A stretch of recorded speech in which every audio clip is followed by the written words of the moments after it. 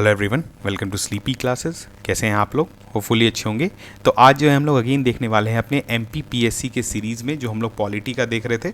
इसमें आज हम लोग देखेंगे कंट्रोलर एंड ऑडिटर जनरल। इससे पहले जो है हमने कुछ कॉन्स्टिट्यूशनल बॉडीज़ ऑलरेडी कवर कर रखा है, जैसे इलेक्शन कमीशन ऑफ इंडिया, फिर यूनियन पब्लिक सर्विस कमीशन, और उसके बाद हमने जो है फाइनेंस कमीशन भी कवर किया था। अब जो है कैग का ऑफिस अगेन बहुत ही इंपॉर्टेंट कॉन्स्टिट्यूशनल बॉडी है, और इसे स्टेट PCS में, चाहे वो MPPSC हो, UPPSC हो, कोई भी हो, अक्सर कुछ क्वेश्चन आपको देखने को मिलता है। और क्वेश्चंस कहाँ से बनते हैं? अगेन वही आपको जो है छोटे छोटे फैक्ट से क्वेश्चन आ जाता है कि कॉन्स्टिट्यूशन में क्या दिया हुआ है, इनके स्टैट्यूट में क्या दिया हुआ है। ठीक है, तो उन सब चीज़ों को हम लोग देखेंगे स्टार्टिंग में, और फिर हम लोग उसको एक टेबुलर फॉर्म में भी देखेंगे कि आपको रिवाइज करने में भी आसानी हो। तो चलिए करते हैं स्टार्ट। सबसे पहले जो है अभी जो हमारे करेंटली कैग हैं उनके बारे में भी आप जान लें कि वो गिरीश चंद्र मुर्मू जी हैं, जो कि अभी हमारे current controller and auditor general हैं। तो क्योंकि स्टेट PCS में भी आपसे पर्सनालिटी पर बेस्ड क्वेश्चन आ सकता है डायरेक्टली, तो अभी आपको इतना इन्फॉर्मेशन पता होना चाहिए कि जो अभी हमें करेंटली कैग हैं दैट इज़ गिरीश चंद्र मुर्मू। अब हम लोग आगे देखते हैं जो इम्पॉर्टेंट रेलिवेंट आर्टिकल है कॉन्स्टिट्यूशन का, जहाँ से क्वेश्चन आता है, वो हम लोग अब देखते हैं। Article 148 of the Indian constitution जो है वो डील करता है आपका कैग से रिलेटेड। अब यहाँ पर क्या है, आर्टिकल 148(1) में हम लोग देखते हैं, there shall be a controller and auditor general of India who shall be appointed by the president by the warrant under his hand and seal and shall only be removed from office in like manner and on like the grounds as a judge of Supreme Court। देखिए यहाँ पर जो है clearly mentioned है कि यहाँ पर जो है कैग जो है वो एक सिक्योरिटी ऑफ टेन्योर उनको दिया हुआ है। ठीक है, और उनको बिल्कुल इस एब्रप्टली रिमूव नहीं किया जा सकता है, उनको जो है रिमूव किया जाएगा on the grounds as a जज ऑफ सुप्रीम कोर्ट, जो कि आप जानते हैं बहुत ही अगर हमने जैसे पिछले वाले में भी देखा था, जब इलेक्शन कमीशन ऑफ इंडिया पढ़ा था, तो वहाँ पर भी हमने देखा था कि जो चीफ इलेक्शन कमिश्नर थे वो उनको जो है रिमूव किया जाता था एज अ ग्राउंड्स जैसे जज ऑफ सुप्रीम कोर्ट होता, जो कि आप जानते हैं प्रूव्ड मिसबिहेवियर ऑन इनकैपेसिटी, जो कॉन्स्टिट्यूशन में दिया हुआ है। इसके अलावा जो है जो प्रोसीजर फॉलो होता है दैट इज़ जजेस इंक्वायरी एक्ट के अंदर जो प्रोसीजर फॉलो होता है कि आपको मतलब जो जिस मेजॉरिटी से पास होगा वो सब चीज़ जो है जजेस इंक्वायरी एक्ट से आया था। लेकिन आपके जो कॉन्स्टिट्यूशन में जो बेसिस दिया हुआ है रिमूवल ऑफ जज ऑफ सुप्रीम कोर्ट का, दैट इज़ प्रूव्ड मिसबिहेवियर और इनकैपेसिटी। ठीक है, तो उसी सेम मैनर में, उसी सेम ग्राउंड्स पर जो है आपका कैग का भी रिमूवल हो सकता है। दूसरा क्या है, 148(2) में देखेंगे तो every person appointed to be as a CAG of India shall before he enter upon his office make and subscribe before the president और some person appointed in the behalf by him an oath. ठीक है, वो oath को एक subscribe करते हैं just before entering the office. और ये जानते हैं कि ये जो है ये ओथ जो है, आप अगर शेड्यूल्स पढ़े होंगे, जो 12 शेड्यूल्स है हमारे कॉन्स्टिट्यूशन में, उसमें जो 3rd शेड्यूल है वहाँ पर ओथ एंड एफर्मेशंस दिया हुआ है डिफरेंट मतलब कॉन्स्टिट्यूशनल पोजीशंस के लिए। तो उसमें से एक कैग का भी दिया हुआ है, तो वहाँ पर जो ओथ एंड एफर्मेशन दिया हुआ है उसको जो है वो मतलब सब्सक्राइब करते हैं बिफोर एंटरिंग द ऑफिस, और ये जो है किसके द्वारा कराया जाता है? प्रेसिडेंट। ठीक है, तो ये जो है बहुत बेसिक कंसेप्ट है, आपसे पूछ लिया सकता है कि ओथ एंड एफर्मेशन जो है वो कहाँ पर दिया हुआ है, तो वो दिया हुआ है आपके 3rd schedule of the Indian constitution. तो 148(1), 148(2) हमने देख लिया। अब हम लोग देखते हैं 148(3) में क्या दिया हुआ है, the salary and the other condition of the services. अब देखिए यहाँ पे कंडीशन ऑफ द सर्विसेज, ये अगेन बहुत इंपॉर्टेंट है कि कंडीशन ऑफ सर्विसेज में जनरली आ जाता है कि उनका सैलरी क्या होगा, पेंशन क्या होगा, ठीक है, उनको इमोल्यूमेंट्स क्या मिलेंगे, अलाउंसेस क्या होगा, सारा चीज़ जो है यहीं पर रहता है। अब यहाँ पर क्या है कि the condition of the services of the CAG shall be such as may be determined by the parliament by law. Again देखिए यहाँ पर जो है, यहाँ पर प्रेसिडेंट डिसाइड नहीं कर रहे हैं, यहाँ पर लिखा हुआ है कि एक लॉ बनाया जाएगा, उसके इन अकॉर्डेंस में जो है वो फिर जो है प्रेसिडेंट उसको डिसाइड कर सकते हैं। तो यहाँ पर देखिए जो लॉ बनाया है that is controller and auditor general duties power and condition of services act 1971। तो अगर आपसे कहीं पूछा जाए, अब देखिए इस चीज़ को हम लोग यहाँ पर इसलिए लेते हैं क्योंकि आपसे क्वेश्चन बन जाता है, जैसे आपको क्वेश्चन में स्टेटमेंट कैग के अंदर दिया रहेगा the condition of services of the CAG is given in the constitution. तो ये जो है स्टेटमेंट नहीं सही है, क्योंकि कंडीशन जो है वो क्या है, थ्रू पार्लियामेंट जो है एक लॉ बनाएगी, लॉ के अंदर जो है वहाँ पर कंडीशंस में जैसे सर्विसेज मतलब सैलरी हो गया, पेंशन हो गया, अलाउंसेस हुआ, ये आपके जो है इस एक्ट में दिया हुआ है। ठीक है, अब आपको एक्ट पढ़ने का जरूरत नहीं है, लेकिन आपको पता होना चाहिए कि कॉन्स्टिट्यूशन में है कि आपके स्टैच्यूट या किसी लॉ में दिया हुआ है। ठीक है, चलिए आगे बढ़ते हैं। अब 148(4) में देखेंगे तो कैग शैल नॉट बी, यहाँ पर देखिए क्लियर कट मेंशन है, shall not be eligible for further office either under the government of India और द गवर्नमेंट ऑफ स्टेट। यहाँ पे बहुत अच्छा इंपॉर्टेंट दिया हुआ है। अगेन ये जो है ये इंडिपेंडेंस को जो है इंश्योर करने के लिए ये चीज़ दिया हुआ रहता है। आप जानते हैं कि कुछ गवर्नमेंट को कुछ ऐसा नहीं हो कि कैग जैसे जब भी ये होता है कि मतलब आपका जब रिटायरमेंट हो जाए उसके बाद अगर आप एलिजिबल नहीं होते हैं किसी पब्लिक ऑफिस के लिए, तो इसका ये मतलब होता है कि ड्यूरिंग दिस सर्विसेज गवर्नमेंट आपसे कुछ जो है आपके विल के अगेंस्ट कुछ ऐसा ना करवा पाए, या फिर आपको कुछ ऐसा फेवर ना गारंटी करे कि अगर आप ये आज काम कर देंगे तो आप पोस्ट रिटायरमेंट जो है हम आपको कुछ पोजीशंस देंगे। जो होता है ना बहुत सारा पोजीशंस जो पोस्ट रिटायरमेंट मिलता है, तो इस तरह का फेवर्स और एक तरह से इस तरह को मतलब आप कह सकते हैं इसका इंडिपेंडेंस, ट्रांसपेरेंसी इस पोजीशन, इस कॉन्स्टिट्यूशनल पोजीशन का मेंटेन करने के लिए ये सब जो है दिया हुआ रहता है। तो यहाँ पर क्या दिया हुआ है कि शैल नॉट बी एलिजिबल, मतलब वो अगर रिटायरमेंट के बाद वो कोई भी government office either government of India के अंदर और गवर्नमेंट ऑफ स्टेट के अंदर जो है होल्ड नहीं कर सकते। तो ये बहुत ही इंपॉर्टेंट पार्ट है, इसको आप नोट डाउन कर लीजिए। और ये जो है देखिए कॉन्स्टिट्यूशन में मेंशन्ड है, ठीक है। आपको याद होगा हमने इलेक्शन कमीशन ऑफ इंडिया में पढ़ा था, वहाँ पे जो कमिश्नर्स के लिए था वहाँ पर कहीं पर भी मेंशन नहीं था कि पोस्ट रिटायरमेंट उन लोग को जो है गवर्नमेंट के अंदर जो है वो सर्विस नहीं करना है, ठीक है। इसके वजह से जो है वहाँ पर उसका एक आप कह सकते हैं ड्रॉबैक भी था कि वहाँ पर क्लियर कट कॉन्स्टिट्यूशन में मेंशन होना चाहिए, क्योंकि इलेक्शन कमीशन ऑफ इंडिया जो है और इलेक्शन कमिश्नर्स जो हैं वो बहुत ही इंपॉर्टेंट कॉन्स्टिट्यूशनल पोस्ट होल्ड करते हैं। लेकिन कैग के केस में जो है वो क्लियर कट मेंशन है कॉन्स्टिट्यूशन में। उसके बाद अगर आप मतलब 148(5) में देखेंगे तो subject to the provision of the constitution of and of any law made by the parliament the condition of services of person serving. अब जो है इसमें क्या है, इंडियन देखिए जो कैग का अंदर जो डिपार्टमेंट होता है that is Indian audit and account department, ठीक है। आप सिविल सर्विसेज का तैयारी करते हैं तो वहाँ एक सर्विसेज भी है IAAS, ठीक है। तो वहाँ ऑडिट एंड अकाउंट सर्विसेज जो है वो बेसिकली यही इसी को रिप्रेजेंट करता है। तो इसमें भी जो इसका जो सर्विस जो मतलब इसमें जो पर्सन सर्व कर रहे हैं उनका भी जो मतलब इमोल्यूमेंट्स होगा या जो होगा एडमिनिस्ट्रेटिव चीज़ जो होगा वो सब जो है वो कैग डिसाइड करते हैं, ठीक है। तो CAG shall be such as may be prescribe by the rules by the president under the consultation with, मतलब यहाँ पर जो प्रेसिडेंट रूल डिसाइड करते हैं लेकिन किसके द्वारा, मतलब किसके बाद, कंसल्टेशन विद द कैग, ठीक है। तो कैग का अगेन बहुत इंपॉर्टेंट रोल है। जो पर्सन जो सर्विसेज प्रोवाइड कर रहे हैं इंडियन ऑडिट अकाउंट सर्विस में उनका भी क्या क्या पावर्स रहेगा, उनको क्या क्या कंडीशन ऑफ सर्विसेज रहेगा, ये भी जो है कैग डिसाइड करते हैं ऑन दी कैग रेकमेंड करते हैं प्रेसिडेंट को, और प्रेसिडेंट जो है वो फाइनल डिसीजन लेते हैं, ठीक है। उसके देखिए द एडमिनिस्ट्रेटिव, यहाँ पर अगेन बहुत इंपॉर्टेंट पॉइंट है, the administrative expenses of the office of CAG including all the salary allowances and pension payable to और in respect of pension serving in that office person serving, यहाँ पे person होगा, ठीक है, shall be charge upon the consolidated. यहाँ पे देखिए क्या है, यहाँ पे जितने एडमिनिस्ट्रेटिव एक्सपेंसेस हैं कैग के ऑफिस के वो चार्ज हैं। अगेन हमने जो है पिछले ही लेक्चर में देखा था कि कौन कौन सा एक्सपेंसेस ऑफ इंडिया जो है वो एक्चुअली चार्ज होता है। चार्ज वैसा होता है, क्या होता है, जिस पे आप डिस्कशन कर सकते हैं but that is not put to vote, उसका वोट्स पे वोटिंग नहीं होता है। तो कैग का भी जितना भी एडमिनिस्ट्रेटिव कॉस्ट है, जो भी इसके ऑफिस को चलाने में जो भी पैसा का खर्चा आएगा वो जो है सिंपली चार्ज है on consolidated fund of India, ठीक है। तो चलिए हम लोग अगेन लास्ट में क्या देखते हैं, एक टेबुलर फॉर्म पे देते हैं। यहाँ पर देखिए सबसे पहले क्या है, क्वालिफिकेशन। कैग को अपॉइंट करने के लिए क्या कोई क्वालिफिकेशन दिया हुआ है? नॉट गिवन, कहीं पर नहीं दिया हुआ है, ना ही आपके कॉन्स्टिट्यूशन में ना इधर किसी स्टैच्यूट में। तो ये अगेन जो है बहुत बड़ा ड्रॉबैक है, ठीक है। और इसको आप शॉर्ट कमिंग्स भी बोल सकते हैं, इसको हम लोग लास्ट में देखेंगे कि इसको बोला जाता है कि कैग को अपॉइंट करना है अगर आपको किसी को, तो आप किसी आर्बिट्रेरी पर्सन को नहीं कर सकते। हाँ, भले कन्वेंशन फॉलो किया जाता है कि कोई मतलब जैसे IAS रिटायर, मतलब कि जो IAS जो काफ़ी उनको पब्लिक सर्विस का एक्सपीरियंस रहता है, या फिर कोई इकोनॉमिस्ट या जो मतलब जो भी फाइनेंशियल से रिलेटेड कोई पर्सनालिटी हैं, तो उनको अपॉइंट किया जाता है एज अ कैग। लेकिन अगेन क्योंकि क्वालिफिकेशन मेंशन नहीं है कॉन्स्टिट्यूशन में, तो इसमें जो है गवर्नमेंट के साथ जो है एक तरह से एम्बिग्विटी मेंटेन रहता है कि किसको हम अपॉइंट कर रहे हैं। यहाँ पर चांसेस ऑफ फेवरेटिज्म भी हो सकता है, तो इसी कारण ये जो है एक शॉर्ट कमिंग है या ड्रॉबैक है। अगेन देखिए टर्म ऑफ ऑफिस कहीं भी हमने देखा कॉन्स्टिट्यूशन में मेंशन नहीं था। अभी तक आपने क्या देखा था, हमने जो जितने भी 148, 1, 2, 3, 4, 5 में देखा, तो कहीं पर भी आपने टर्म नहीं देखा कि कितने दिन के लिए जो है इनको अपॉइंट किया जा रहा है। तो ये अगेन जो है आपके कहाँ पर दिया हुआ है, स्टैट्यूट एंड एक्ट जो कि आपने देखा था। कौन सा आपका एक्ट है? Controller and auditor generals duty power and condition of services act 1971।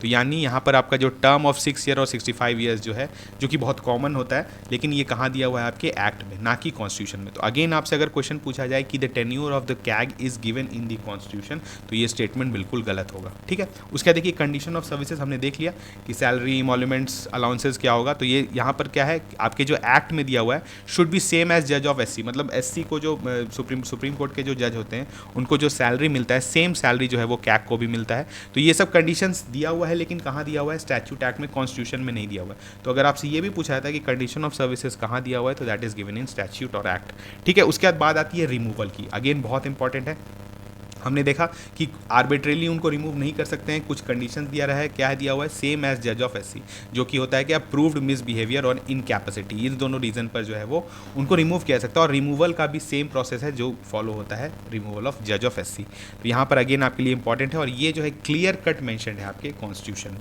उसके बाद पोस्ट रिटायरमेंट हमने देखा कि जॉब जो है वो कोई गवर्नमेंट जॉब नहीं ले सकते हैं, ठीक है, और ये कहाँ क्लियर कट मेंशन है कॉन्स्टिट्यूशन में, ineligible to work under the centre और the state government. And expenditure हमने लास्ट देखा जो भी है दिया हुआ है कॉन्स्टिट्यूशन में, अगेन मेंशन है। देख रहे हैं कैग का आप एक चीज़ ज़रूर ध्यान दे रहे होंगे कि कैग का बहुत सारा जो चीज़ है वो कॉन्स्टिट्यूशन में मेंशन है। आप इस तरह से याद कर सकते हैं, जैसे हमने इलेक्शन कमीशन ऑफ इंडिया देखा था तो वहाँ पर बहुत सारा चीज़ मिसिंग था, बहुत सारा चीज़ स्टैट्यूट में ही दिया हुआ था, डायरेक्टली कॉन्स्टिट्यूशन में नहीं दिया हुआ था। यहाँ पर आप देख रहे हैं कि बहुत सारा चीज़ जो है कॉन्स्टिट्यूशन में ही आपको देखने को मिल जा रहा है, इसलिए कैग बहुत इंपॉर्टेंट हो जाता है, और इसके एक एक चीज़ को आपको ध्यान में रखना है क्योंकि क्वेश्चन जो आपके एग्जाम में बनेंगे वो यहीं से बनेंगे, ठीक है। तो यहाँ पर क्या है, एक्सपेंडिचर जो है कैग के ऑफिस का, that is charge on CFI। चलिए पढ़ते हैं आगे हम लोग। तो ये हमने देख लिया कि कैग का अपॉइंटमेंट कैसे होता है, ठीक है, और उसका रिमूवल और पोस्ट रिटायरमेंट या एक्सपेंडिचर, ये सब चीज़ हमने देख लिया। अब जो इंपॉर्टेंट आता है वो आता है इनके ड्यूटीज़। तो वो किस में है, आर्टिकल 149, 150 और 151 में। तो हम लोग डिटेल में आर्टिकल्स में नहीं जाएंगे, लेकिन आपको इसका आर्टिकल्स का जो है बेस बता देते कि क्या है। जैसे आर्टिकल 149 में क्या है, duties and power of controller, CAG का पूरा जो है ड्यूटीज़ दिया हुआ था, और ये भी बोला जाता था कि ड्यूटी जो है उसको चेंज भी किया जा सकता है, ठीक है, depending on the need. Form of, देखिए अब क्या है कि किस, जैसे form of accounts of the union and the states, the account of the union and state shall be kept in such form as the president may on the advice of, मतलब किस तरह से अकाउंट मेंटेन करना है। अभी हम लोग देखेंगे जो स्टेट का अकाउंट है या सेंट्रल का अकाउंट है, ये जो है कैग के एडवाइस पे जो है वो प्रेसिडेंट डिसाइड करते हैं। तो आर्टिकल 150 जो है अगेन ये दिखाता है कि पावर ऑफ कैग जो है वो कितना ज़्यादा है। आर्टिकल 151 में देखेंगे तो अब यहाँ पर सबसे जो इंपॉर्टेंट आर्टिकल आपका आ जाता है वो आर्टिकल 151, क्योंकि इसमें ऑडिट रिपोर्ट्स का बात होता है। जो कैग जो ऑडिट करते हैं, जो डिफरेंट अकाउंट्स का ऑडिटिंग होता है, उसका रिपोर्ट जो है वो क्या होता है, वो यहाँ पे देखेंगे the report of the CAG of the India relating to the accounts of the union का shall be submitted to the president and who, जो प्रेसिडेंट को सबमिट करते हैं, और president who shall cause them to be laid before the each house of, और parliament के सामने रखते हैं। फिर उसमें पार्लियामेंट्री हमने देखेंगे कि स्टैंडिंग कमेटी जो आपके जो PAC होती है, बेसिकली पब्लिक अकाउंट्स कमेटी, वो उसको स्क्रूटनाइज करती है इस रिपोर्ट को और देखती है कि जो है कितना वर्क जो है वो एक्चुअली गवर्नमेंट ने किया है, ठीक है। उसके बाद क्या है, the reports of CAG of India relating to accounts of state का भी जो होता है, जो रिपोर्ट होता है वो गवर्नर को सबमिट होता है, और गवर्नर जो होता है उसको ले करते हैं बिफोर दी स्टेट लेजिस्लेचर। तो ये भी आर्टिकल 151 आपके लिए इंपॉर्टेंट हो गया। चलिए हम लोग देख लेते हैं कि कैग एक्चुअली ऑडिट क्या क्या चीज़ करते हैं। तो सबसे पहले account related to all the expenditure from the CFI, consolidated fund of India and consolidated fund of each state, UT having a legislative assembly. जिस UT में एक लेजिस्लेटिव असेंबली है वहाँ पर जो है आपका जो एक्सपेंसेस या हो रहा है, जो भी एक्सपेंडिचर हो रहा है, उसको वो ऑडिट करते हैं, ठीक है। अब इसमें अकाउंट्स में जो आप बोलेंगे तो कौन कौन से अकाउंट, जो मतलब जो भी आपका, जैसे आपने सुना होगा कंसोलिडेटेड फंड में क्या होता है, दो चीज़ होता है, एक होता है एप्रोप्रिएशन और एक होता है फाइनेंस। एप्रोप्रिएशन मतलब कितना पैसा निकाल रहे हैं हम लोग, और फाइनेंस मतलब कितना पैसा आ रहा है। तो दोनों अकाउंट को जो है मतलब इंडिविजुअली ऑडिट होता है कैग के द्वारा, ठीक है। उसके बाद क्या है, the all expenditure from contingency fund and public account. Public account आप जानते हैं जो होता है गवर्नमेंट ऑफ इंडिया, जो जिससे मतलब एक CFI के अलावा एक अकाउंट क्रिएट कर सकती है, जिससे जो है मतलब एग्जीक्यूटिव ऑर्डर पे आप पैसा निकाल सकते हैं। तो ये चीज़ जो है क्या, ये इसका भी जो है ऑडिटिंग जो है वो कैग ही करते हैं, ठीक है। तो कंटिजेंसी फंड जो कि आपका जानते हैं एक क्रिएट होता है प्रेसिडेंट के अंदर, और दूसरा एक पब्लिक अकाउंट ऑफ इंडिया, ठीक है। और यहाँ पर contingency fund and public account of each state को भी ये जो है ऑडिट करते हैं। उसके बाद देखिए क्या है, all trading, manufacturing, profit and loss account, balance sheets, other subsidiary accounts kept by any department of central government. इसके अलावा अगर कोई ट्रेडिंग, मैन्युफैक्चरिंग या प्रॉफिट लॉस का कोई भी अकाउंट है जो कि कोई सेंट्रल गवर्नमेंट मेंटेन करी है, कोई भी डिपार्टमेंट, जैसे आप जानते हैं DIPP है, DI अब जो डिपित हो चुका है, कॉमर्स मिनिस्ट्री है, कोई भी अकाउंट अगर वो इस तरह का होल्ड कर रही है तो उसका ऑडिट भी जो है वो आपका कैग ही करते हैं। उसके बाद all bodies and authorities substantially finance, मतलब जो ऐसे बॉडी जिनका फाइनेंसिंग जो है सेंटर के द्वारा या स्टेट के द्वारा किया जा रहा है, तो उन कॉरपोरेशंस का भी जो है ऑडिटिंग जो है वो कैग कर सकते हैं, ठीक है। वन और जनरली ये तब किया जाएगा अगर उनको किसी लॉ के द्वारा मैंडेट कर दिया जाए। उसके बाद क्या है, he submits his audit reports relating to the account of the centre to the president. अभी हमने जस्ट देखा कि वो जो अकाउंट, अभी हम लोग देखेंगे कि इसमें कौन कौन से रिपोर्ट्स होते हैं, लेकिन जो ओवरऑल रिपोर्ट होता है वो प्रेसिडेंट को सबमिट करते हैं, और वो जो है पार्लियामेंट के सामने रखते हैं। सेम विद गवर्नर जो है वो स्टेट लेजिस्लेचर के सामने रखते हैं। लास्ट जो है यहाँ पर बहुत इंपॉर्टेंट है, जो हम लोग नेक्स्ट स्लाइड में देखने वाले हैं, CAG also act as a guide, friend, philosopher of the public account committee of the parliament. यहाँ यहाँ पर ध्यान दीजिए, देखिए इस तरह का वर्ड्स, इस तरह का सेंटेंसेस आप लोग जो है मेंस में यूज़ कर सकते हैं। अपने मेंस में अगर आपको कहीं, आप अगर स्टेट पीसीएस का एग्जाम दे रहे हैं या यूपीएससी का एग्जाम दे रहे हैं, तो वहाँ पर कैग से रिलेटेड जब भी आपको कुछ क्वेश्चन आएगा कि मतलब कि बताइए कैग क्या है या उनका आर्टिकल क्या है, तो सबसे पहले आप लिख सकते हैं यहाँ पर स्टार्टिंग में, बिगनिंग में या कहीं बॉडी में आप लिख सकते हैं कि CAG also acts as a guide, friend and philosopher of public account committee of the parliament. ये कैसे होता है अब हम लोग देखते हैं। अगर आप कैग को देखेंगे और पीएसी को देखेंगे, तो पीएसी बेसिकली अगर जैसे आपने हमारा जो लेक्चर है जो पॉलिटी का सीरीज़ है उसमें अगर पार्लियामेंट आपने पढ़ा होगा, तो वहाँ पर जो है पार्लियामेंट के अंदर जो है बहुत सारे पार्लियामेंट्री स्टैंडिंग कमिटीज़ होते हैं। उसमें से कुछ होते हैं जिसको हम लोग बोलते हैं फाइनेंशियल पार्लियामेंट्री स्टैंडिंग कमिटीज़, ठीक है। अब उसमें एक है पीएसी पब्लिक अकाउंट कमेटी, एक होता है एस्टीमेट्स कमेटी, और एक है आपका कमेटी ऑन पब्लिक अंडरटेकिंग, ठीक है। तो उसमें से जो पीएसी होता है पब्लिक अकाउंट कमेटी, ये बहुत ही मेजर स्टैंडिंग कमेटी है, फाइनेंशियल स्टैंडिंग कमेटी है, जो कि बेसिकली आपका स्क्रूटनाइज करता है 3 रिपोर्ट जो कि कैग सबमिट करता है। वो 3 रिपोर्ट कौन है? सबसे पहले audit report on appropriation account. Appropriation का मतलब क्या होता है? जो पैसा जो गवर्नमेंट ने निकाला, ठीक है, जो कंसोलिडेटेड फंड ऑफ इंडिया से या पब्लिक अकाउंट से अगर जो पैसा निकाला, तो उसका जो है ऑडिट रिपोर्ट को बोला जाता है audit report on appropriation accounts. उसके बाद क्या होता है? Audit report on finance account, मतलब जो पैसा आया, मतलब कौन कौन टैक्सेस से पैसा आ रहा है आपके पास, तो उस अकाउंट का भी जो ऑडिट होता है, उसका जो रिपोर्ट होता है उसको हम लोग बोलते हैं audit report on finance accounts. और इसके अलावा क्या होता है? Audit reports on public sector undertaking. ये 3 रिपोर्ट है, ये 3 रिपोर्ट जो है पीएसी के पास जाता है, मतलब कैग सब प्रेसिडेंट को देते हैं, प्रेसिडेंट पीएसी को देते हैं, और पीएसी जब इसको स्क्रूटनाइज करती है तो उस समय भी जो है वो कैग के साथ जो है वो डिस्कशन में रहते हैं कि ये समझने के लिए भी या कि फ्यूचर में कुछ इंप्रूवमेंट करना है उसके लिए भी। तो एक तरह से इसी का इनको बोला जाता है, जो हमने लास्ट में यहाँ पे सेंटेंस देखा था, that is guide, friend and philosopher of PAC, ठीक है। तो अब आप जो है इस चीज़ को समझ गए होंगे। ये 3 रिपोर्ट बहुत इंपॉर्टेंट है, आपसे पूछ लिया जा सकता है कि ये रिपोर्ट जो है कौन सी कमेटी स्क्रूटनाइज करती है, तो आप इसको देख सकते हैं, दैट इज पीएसी, ठीक है। चलिए अब हम लोग देख लेते हैं कि क्या ओवरऑल आपने कैग का समझ लिया। अब यहाँ पे देख लेते हैं शॉर्ट कमिंग्स क्या है कुछ। यहाँ पर जब हमने स्टार्टिंग में ही देखा कुछ क्वालिफिकेशन नहीं दिया हुआ है। अगेन जो है जब यहाँ पर आपका जो डार्क रीजन रहता है कि कुछ क्वालिफिकेशन नहीं दिया हुआ है, तो गवर्नमेंट जो है वो जिसको मन जो है अपॉइंट कर सकती है, उनकी मर्जी पर है।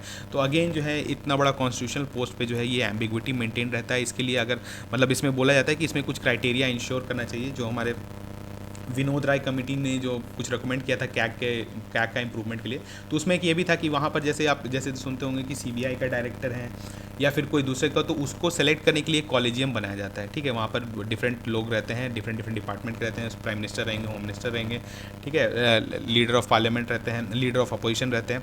तो इस तरह के लोग जो रहते हैं, तो वैसा ही कुछ कॉलेजियम यहाँ पे भी बनाया जाए इनकी सिलेक्शन ऑफ कैग, ठीक है, और क्राइटेरिया भी फिक्स किया जाए। उसके अलावा क्या है, इंटरनेशनली देखिएगा तो कैग यूके में और जो है यूएस में 10 और 15 साल के लिए होते हैं, जबकि हमारे यहाँ बहुत कम ड्यूरेशन होता है। हमने देखा था जो आपका 65 और 6 ईयर्स, तो 65 ईयर्स जनरली जो है वो एज लिमिट ब्रीच कर देते हैं, तो इसी कारण उनका रिमूवल हो जाता है। तो जनरली जैसे कोई कैग आते हैं, बहुत अच्छा कैग कोई अच्छा काम कर रहे हैं, पर उनका क्या होता है, रिटायरमेंट हो जाता है बहुत जल्दी। तो इसी कारण कंटिन्यूटी ऑफ पॉलिसीज़ नहीं रह पाता है और ना ही कोई डिसाइसिव मतलब इंप्रूवमेंट जो है ऑर्गेनाइजेशन में हो पाता है। तो इसी कारण इसको कहा गया है कि थोड़ा सा ड्यूरेशन जो है आप कैग का बढ़ाइए, एटलीस्ट 10 ईयर्स जो किया जाए, ताकि जो भी हमारे कैग बने वो 10 साल तक जो है उस अकाउंट्स को अच्छे से देखें, और अगर कुछ रिफॉर्म लाना है तो रिफॉर्म ला सकें। उसके बाद क्या है, लास्ट देखिए, नो रोल ऑफ कॉम्प्ट्रोलर। यहाँ पर बहुत अगेन यहाँ पर इनका पोस्ट का नाम है कॉम्प्ट्रोलर एंड ऑडिटर जनरल, लेकिन आपने अभी जस्ट देखा होगा कि यहाँ मैक्सिमम काम जो है वो ऑडिट का हो रहा है।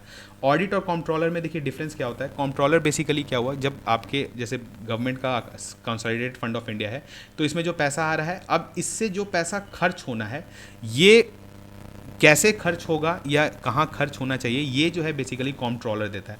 कॉम्प्ट्रोलर का मतलब क्या होता है कि पैसा खर्च होने से पहले ही वो जो है उसका सॉर्टिंग कर दे। लेकिन होता क्या है, इंडिया के केस में जब पैसा खर्च हो जाता है तो उसका ऑडिट जो होता है कि सही ढंग से खर्च हुआ या नहीं हुआ, तो वो काम जो है हमारे कैग करते हैं। तो बेसिकली हमारे यहाँ जो कैग है उनका कॉम्प्ट्रोलर का रोल कम है और ऑडिटर का रोल ज़्यादा है, ठीक है। तो ये भी एक तरह से माना जाता है इंडिया में कि ये भी थोड़ा गलत है, क्योंकि कॉम्प्ट्रोलर का रोल ज़्यादा होना चाहिए गवर्नमेंट स्पेंडिंग में, ठीक है। तो ये अगेन बहुत बड़ा शॉर्ट कमिंग था। तो ये सब पॉइंट्स जो है आप कहाँ पे नोट कर सकते हैं, अगर आपको कहीं मेंस का एग्जाम भी देना है तो आप ये सब पॉइंट आपके लिए बहुत इंपॉर्टेंट है। आपसे पूछा था कि बताइए शॉर्ट कमिंग्स क्या है कैग का। इसके अलावा कुछ और शॉर्ट कमिंग्स इस ऑफिस में क्या कि जैसे पब्लिक जो ऑफिस होते हैं जहाँ से ऑडिट का डेटा क्या मतलब जो IAS लोग कलेक्ट करते हैं, तो वो जो है गवर्नमेंट अथॉरिटी जो है वो ढंग से प्रोवाइड नहीं करती या टाइमली प्रोवाइड नहीं करती। तो इसके वजह से क्या होता है, बहुत बार लैक ऑफ डेटा के वजह से ढंग से ऑडिटिंग भी नहीं हो पाता है। तो ये सब भी थोड़ा सा शॉर्ट कमिंग्स था। तो कैग में जो है मुझे यहाँ पर पर जो आज हमने कवर किया ये मोर देन एनफ है आपके अगर प्रीलिम्स एग्जाम में एमपीपीएससी के